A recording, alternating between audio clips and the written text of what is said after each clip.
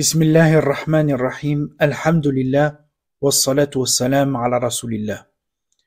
L'un des objectifs les plus importants de l'islam est d'établir la justice.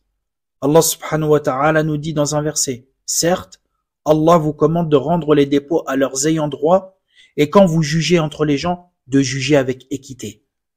Allah subhanahu wa ta'ala nous dit aussi dans un autre verset, ô vous les croyants, ô vous qui portez la foi, soyez stricts dans vos devoirs envers Allah et soyez des témoins équitables. Et que la haine pour un peuple ne vous incite pas à être injuste. Pratiquez l'équité, cela est plus proche de la piété. Et craignez Allah, car Allah est certes parfaitement connaisseur de ce que vous faites. L'instauration de la justice parmi les hommes, tant au niveau individuel que collectif, n'est pas une tâche facultative, qui est soumise aux humeurs, aux caprices et aux désirs d'un dirigeant particulier. L'instauration de la justice parmi les hommes est au contraire considérée comme l'un des devoirs les plus sacrés et les plus importants de l'islam. Quand on regarde l'histoire islamique, l'une des personnalités qui a le plus incarné cette exigence de la justice, c'est Omar ibn al-Khattab. Omar ibn al-Khattab, le compagnon du prophète sallallahu alayhi wa sallam que l'on surnomme Al-Farouq, c'est-à-dire celui qui distingue le vrai du faux. Durant les 10 années où il a dirigé la communauté en tant que calife, il a symbolisé le rayonnement de la civilisation islamique à travers l'application de la justice et la représentation des valeurs d'équité et d'impartialité prônées par l'islam. Il disait à chaque gouverneur sous son pouvoir, « Je ne t'ai pas désigné uniquement pour préserver la vie et l'honneur des musulmans. Je t'ai principalement nommé pour présider assidûment leurs prières en commun, pour partager entre eux ce qui leur revient de droit et trancher équitablement leurs litiges. » Lors du pèlerinage, où les musulmans étaient libres de venir le trouver, il s'adressait aux pèlerins en disant « Ô gens, par Allah, je ne vous envoie pas mes représentants, donc mes gouverneurs, pour qu'ils vous martyrisent ou vous volent vos biens, mais pour qu'ils vous enseignent la religion et la sunna de votre prophète. Quiconque d'entre vous subit un traitement contraire à ce que je viens de dire, qu'il m'en fasse part. Par Allah, je lui permettrai de prendre sa revanche sur le coupable. » L'application de la justice était encore plus difficile durant le califat de Omar, puisque l'État musulman a connu une expansion fabuleuse. Les musulmans ont réussi à prendre l'Irak, tout le Chem, donc la région qui englobe la Syrie, le Liban, la Jordanie et la Palestine, mais aussi l'Égypte. Et le récit qui nous intéresse aujourd'hui concerne cette région. Le compagnon du prophète sallallahu alayhi wa sallam, Amr ibn al-As, était le gouverneur d'Égypte.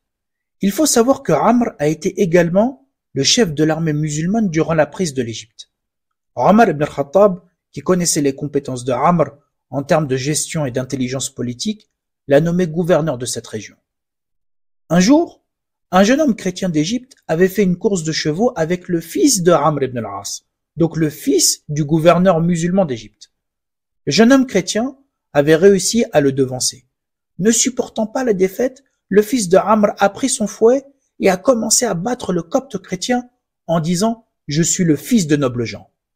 Il profitait donc de son statut de fils de gouverneur pour martyriser ce jeune homme qui n'avait rien fait, et en plus en disant « Je suis le fils de nobles gens », en sous-entendant donc qu'il était supérieur par la noblesse du lignage. Ce jeune homme chrétien d'Égypte est parti à Médine pour se plaindre auprès de Omar, qui était connu pour son application stricte de la justice. En arrivant, le copte a dit « Ô chef des croyants, me voici, cherchant refuge auprès de toi contre l'injustice. » Omar a répondu « Tu peux certes compter sur ma protection. » Le jeune homme lui a expliqué l'histoire. Omar a décidé d'écrire immédiatement au gouverneur d'Égypte, Amr, et il lui a dit « Lorsque tu recevras cette lettre, viens me voir avec ton fils Mohammed. » Puis il a dit à l'Égyptien de rester à Médine jusqu'à ce que le gouverneur d'Égypte arrive avec son fils. Quand Amr a reçu la lettre, il a appelé son fils et lui a demandé « Est-ce que tu as commis un crime ?» Son fils lui a dit non. Amr ibn al-As lui a dit « Pourquoi alors Omar ibn al-Khattab m'a écrit à ton sujet ?» Et il lui a raconté l'histoire, puis Amr et son fils sont partis immédiatement à Médine. Amr est arrivé à Médine vêtu de façon très simple. Omar a cherché son fils du regard et il a vu qu'il se tenait derrière son père pour ne pas se faire remarquer. Omar a demandé « Où est l'Égyptien ?» Le copte a répondu « Me voici. » Omar lui a dit « Voici le fouet, prends-le et frappe le fils de nobles gens. » Comme pour dire, il t'a frappé en disant cela, donc frappe-le pour lui montrer que cette noblesse ne justifie aucunement l'injustice.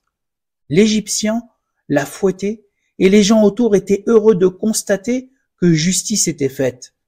Le jeune chrétien a continué à le frapper jusqu'à avoir obtenu vengeance. Et alors que l'injustice avait été réparée, Omar a regardé le jeune chrétien et lui a dit « Frappe maintenant la tête de Amr, car c'est à cause de lui que cette injustice est survenue. » Mais le jeune homme a dit « Ô chef des croyants, seul son fils m'a fouetté et je suis à présent satisfait. » Puis Omar s'est tourné vers Amr, le gouverneur d'Égypte, et lui a dit cette phrase qui est devenue l'un des trésors de la civilisation islamique. « Mata sta'badtumun nas wa qad waladathum ummahatuhum ahrara. » Depuis quand vous asservissez les gens, alors que leurs mères les ont enfantés libres. Amr ibn al-As a dit « Ô chef des croyants, j'ignorais tout de cette affaire et il n'est pas venu me trouver. » Concernant cette histoire, j'aimerais évoquer 3 leçons. Première leçon, l'importance du principe de justice. Allah subhanahu wa ta'ala nous dit « وَمَا كَانَ رَبُّكَ لِيُهْلِكَ الْقُرَى بِظُلْمٍ وَأَهْلُهَا مُصْلِحُونَ. » Et ton Seigneur n'est point tel à détruire injustement des cités dont les habitants sont des réformateurs, dont les habitants appliquent l'équité et la justice. De ce verset et des principes de l'islam, les savants ont tiré une règle politique et sociale qu'il faut bien retenir et qui dit « Allah laisse perdurer un état juste même s'il est mécréant, et il ne laisse pas perdurer un état injuste même s'il est musulman, car c'est par la justice que les hommes deviennent droits, et c'est à travers la justice que la richesse devient abondante. » Le critère premier pour faire perdurer une civilisation, c'est donc sa capacité à établir et à appliquer concrètement la justice.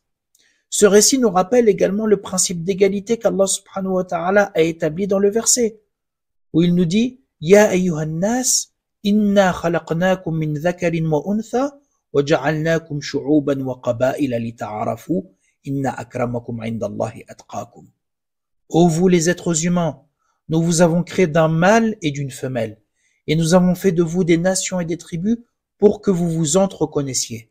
Le plus noble d'entre vous auprès d'Allah est le plus pieux. Et le prophète sallallahu alayhi wa sallam nous a rappelé cela dans un discours où il a dit « Ô vous les gens, certes votre Seigneur est unique, et certes votre Père est unique.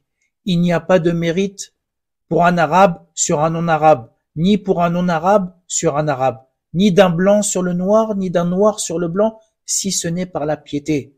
Certes, celui d'entre vous qui est le plus noble auprès d'Allah est celui qui est le plus pieux. » Et cette histoire, elle illustre également l'exigence de Omar à l'égard de ses gouverneurs. Tout d'abord dans le choix. Omar ibn al-Khattab a dit dans l'un de ses propos « Celui qui nomme une personne à la tête d'un groupe, alors qu'il existe dans ce groupe un homme plus à même de plaire à Allah, a certes trahi Allah et son messager et les croyants. » Et il était également exigeant dans la surveillance de leurs actions. Omar ibn al-Khattab s'est un jour adressé aux gens en disant « En ayant mis à votre tête la meilleure personne que je connaisse, et en lui ayant ordonné d'être juste, est-ce que j'ai accompli mon devoir envers vous ?» Les gens ont dit oui. Omar a répliqué « Et pourtant non, aussi longtemps que je n'ai pas vérifié si cette personne a bien exécuté ce que je lui ai ordonné ou non. »